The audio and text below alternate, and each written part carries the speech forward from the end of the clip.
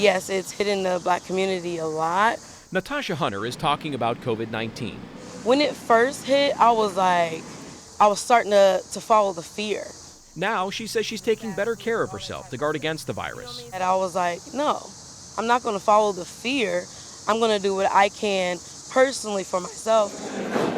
Just last week, Central State University President Jack Thomas told me the college is keenly aware of COVID's disproportionate impact in communities of color. The historically Black institution started classes this week. That's the reason we are doing the testing of everybody, because of the risk in terms of what we are hearing about minorities and other kinds of populations getting COVID-19 more so than others. African Americans make up about 13 to 14% of Ohio's population. But back when the pandemic started to impact Ohio in April, Blacks accounted for 21% of the state's COVID cases. That figure hasn't budged in 5 months, and the numbers for hospitalizations and deaths due to COVID-19 statewide and here in Montgomery County for African Americans are just as sobering. Statewide, Black Ohioans account for nearly 30% of hospitalizations and 18.5% of COVID deaths.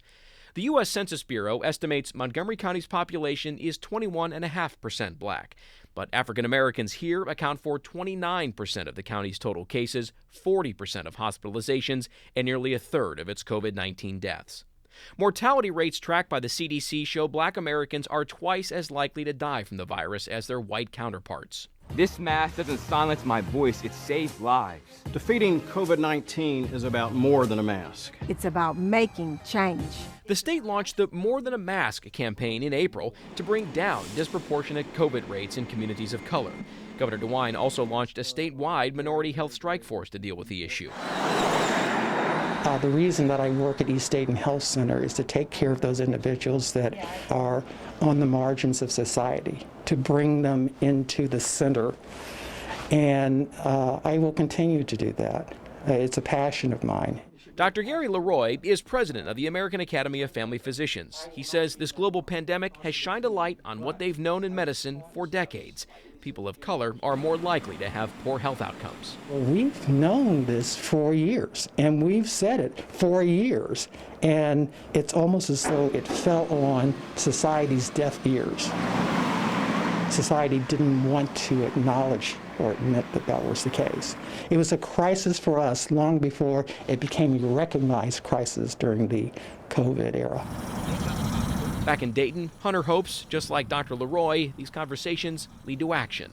Yeah, I hope it does. I've said numerous times that we have to, not that we should, but we have to, as a society, emerge from this COVID-19 pandemic smarter, as a more just society, having gone through this together. This is a once-in-a-generation opportunity to, bend that arch closer to justice for all and health care for everyone, not just those individuals that can afford it. And so that's really the take-home message, that everybody is of value, everyone matters, and we should care for everyone. I'm going to give the last word in this story to Dr. Leroy and something he told me this morning as we spoke off camera. He said by having these kinds of conversations here in Dayton, a city of innovation, we can potentially lead to a new flight of ideas that leads to change here in our community. In Dayton, I'm John Bedell, News Center 7.